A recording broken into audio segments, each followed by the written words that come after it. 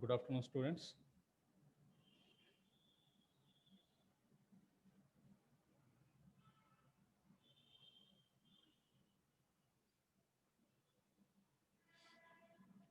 As a part of syllabus of socio-economic history of modern India,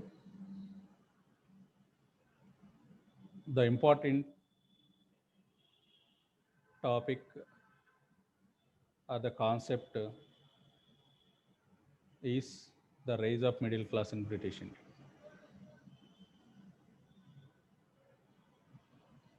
After implementation of English education,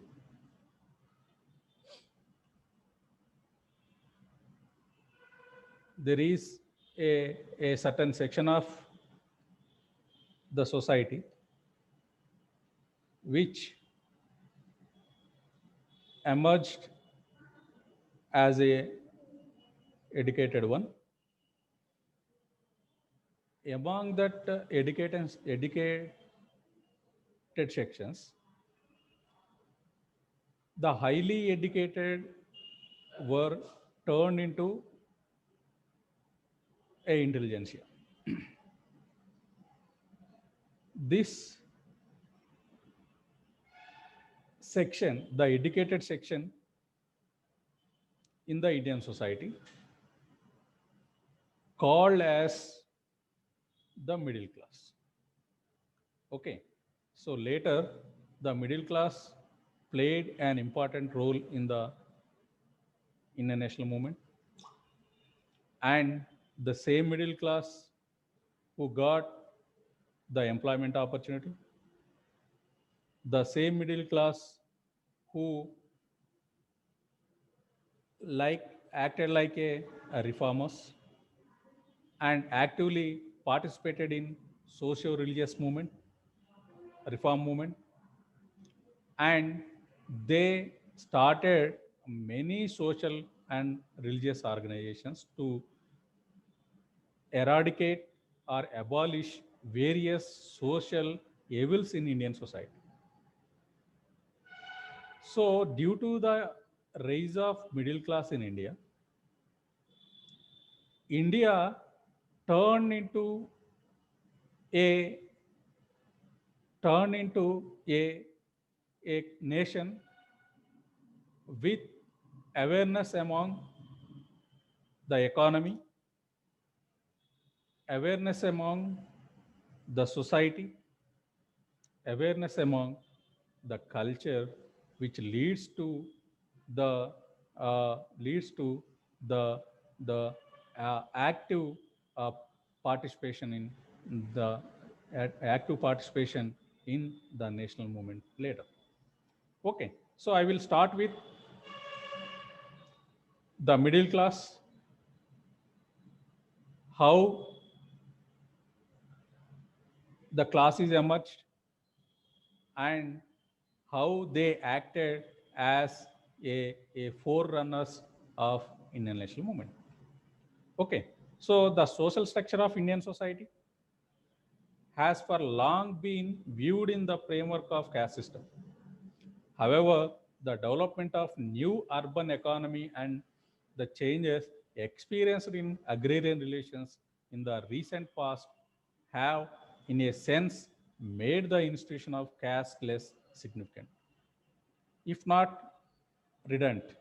Thus, in order to understand the nature of emerging structure, power structure, and the new system of social stratification, we need a different set of conceptual categories. Some sociologists working on the subject have suggested that we should move from the caste framework to that of a class. Some others have, however, argued that though the old system of hierarchy has changed, caste still continues to play a determining role in the matters of a matter of status differences in Indian society. However, for a balanced understanding of the contemporary Indian society, we need to use both the concepts class as well as caste. It is in the context of the changing structures of social stratification that the emergence of middle classes in India should be understood. The historical context of the development of middle classes in India is quite different from that of the West. It was in the 19th century, under the patronage of British colonial rule, that the middle classes began to emerge in India.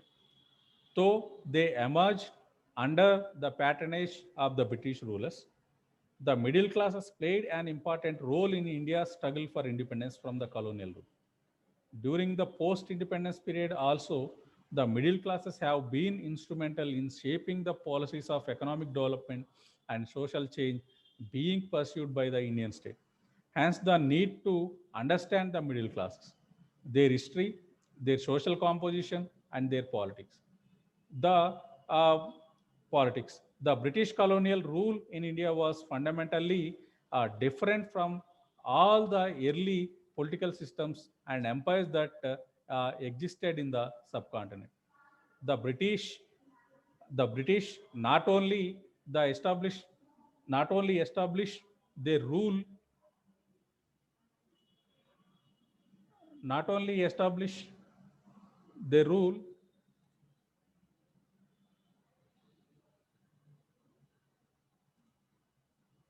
not only establish their rule over the most parts of the subcontinent, they also transferred they also transferred the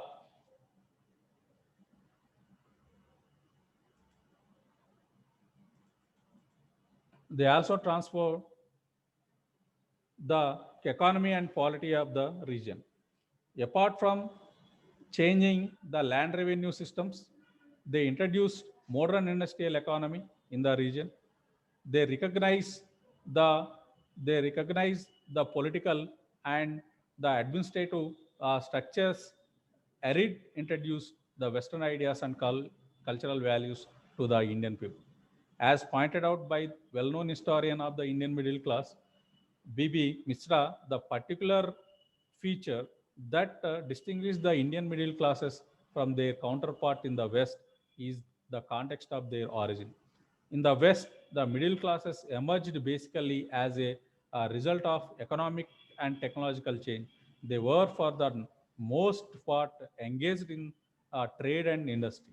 In India, on the contrary, they emerged more in consequence of changes in the system of law and public administration than in economic development, and they mainly belonged to the land profession. By the middle of the 19th century, the colonial rulers had been able to bring a large portion of Indian territory under their rule. It was around this time that, after the success of the Industrial Revolution, industrial products from Britain began to flow into India and the volume of trade between Britain and India expanded. They also introduced railways and other modern services servicing sectors such as the press and postal departments. A large number of educated individuals were required to staff these administrative institutions. It was not possible to get all of them from Britain. So, in order to fulfill, fulfill this need, the British opened schools and colleges in different parts of India, particularly in big cities like Calcutta, Bombay, and Madras. Those educated in these new institutions of secular education were to also become a medium through whom the British planned to spread Western ideas and cultural values in the Indian society. Those educated in the institutions were not to only work for the British, but they were to also think like them. This intention of creating a native middle class that would become the carrier of Western culture in India was expressed quite openly by Lord Macaulay in 1935. Sorry, 1835. In his minute on Indian education, Macaulay said, "We must at present do our best to form a class whom may be interpreters between us and the millions we govern. A class of persons, Indian in blood and color, but English in taste, in opinion, in morals, and in intellect." Over the years, a new class emerged in India.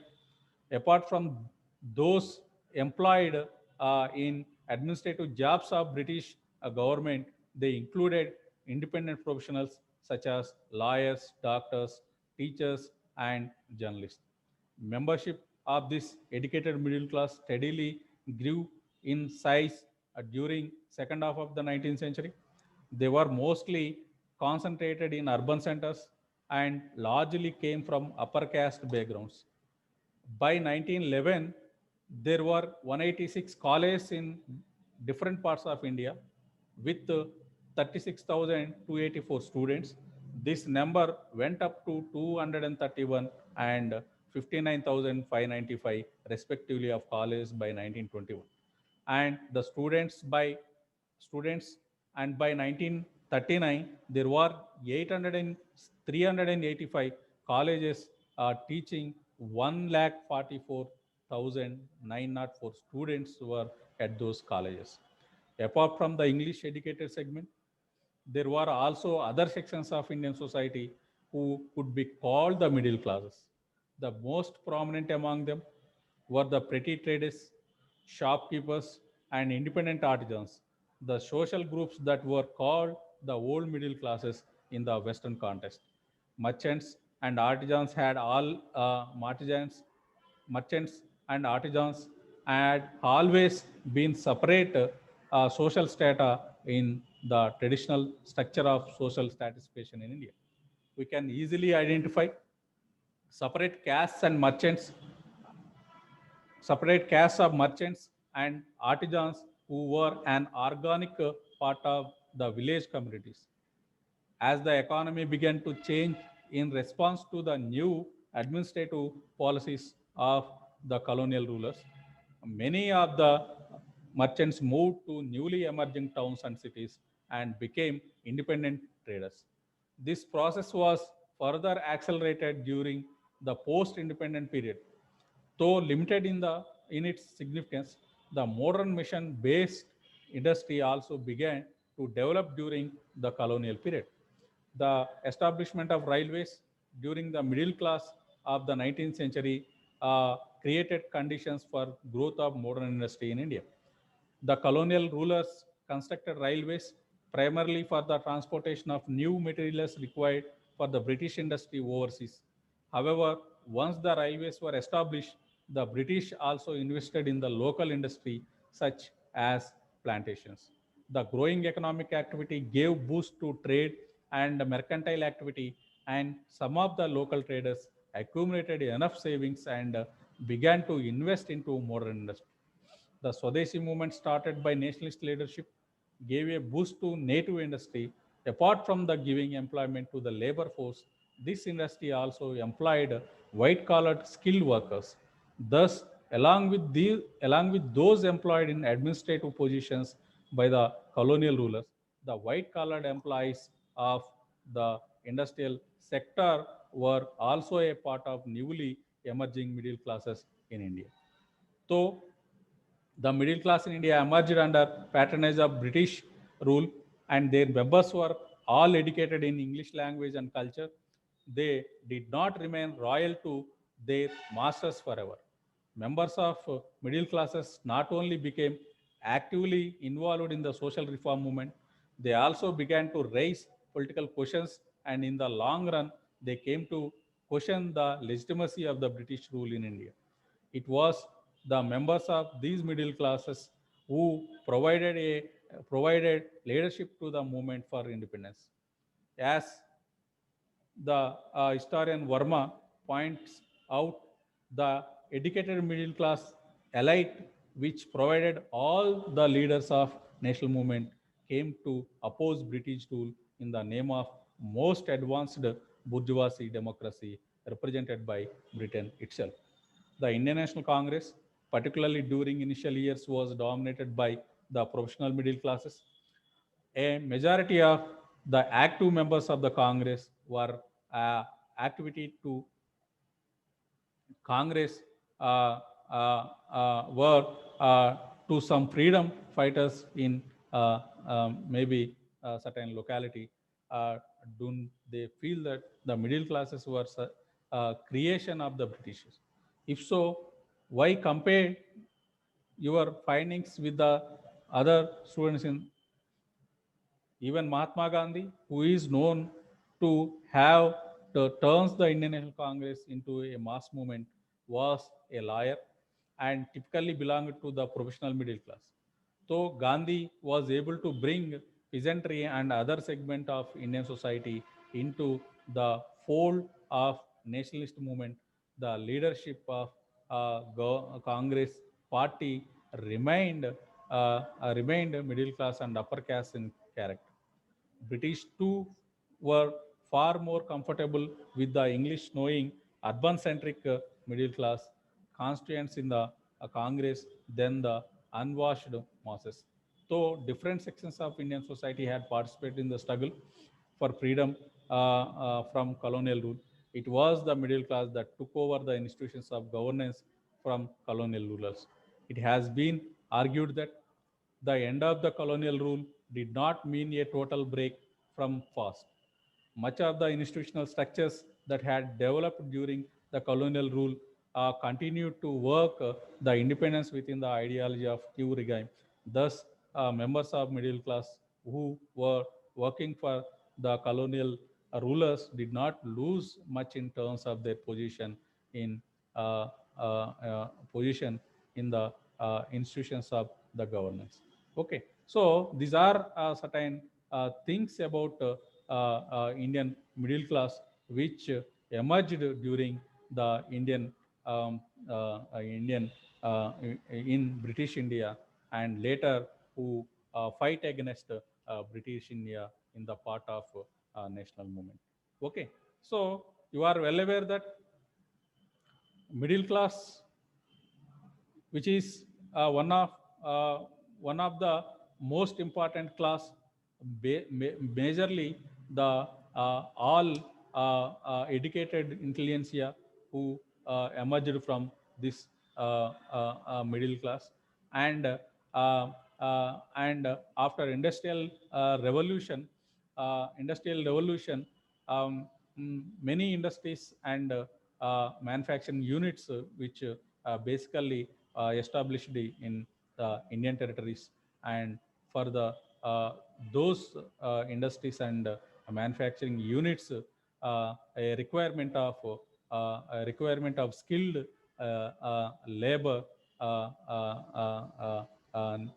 requirement of skilled labor who um, who basically from this middle section of the middle class who were uh, who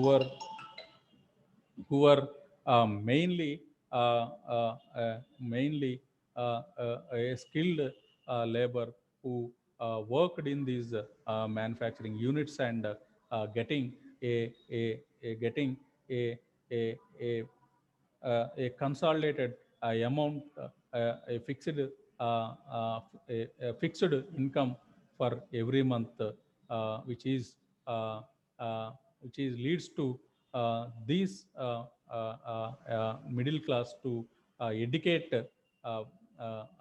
educate further studies and the education also provided to their next generations. Okay, so these educated generations are very knowing by our impact of this uh, Western education, and within the Western education, they also known very well aware with a technical education and also a reasoning and sciences uh, through these reasoning and sciences and logic, they were questioning the unwanted rituals and any social beliefs which are following in the society. Okay, so due to technical education, they got certain employment by these British government, and sometimes these educated middle class personalities who are appointed as a dubasis or the munsis in the East India Company. They were appointed as clerks in the East India Company and by the officials of East India Company.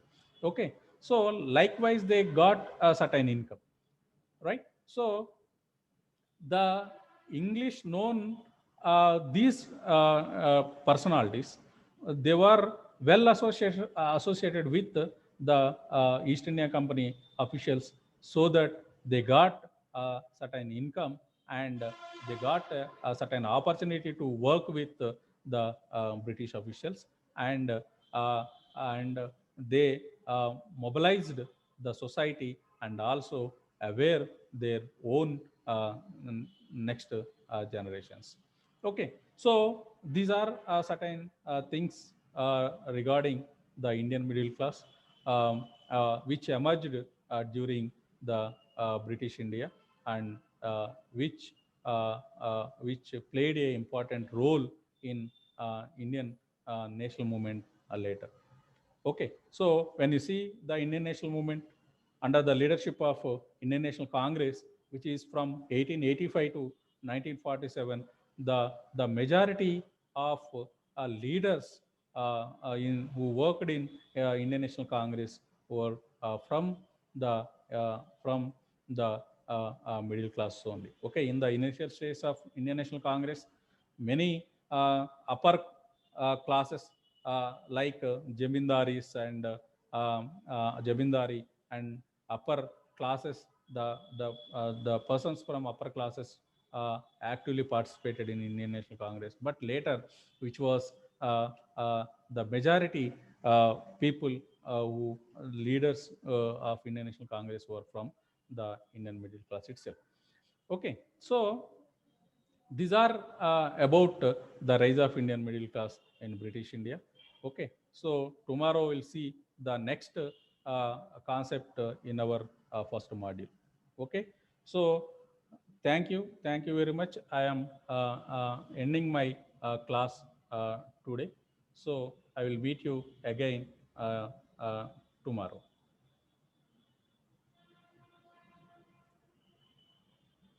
Okay, once again, thank you very much. I am ending my class now.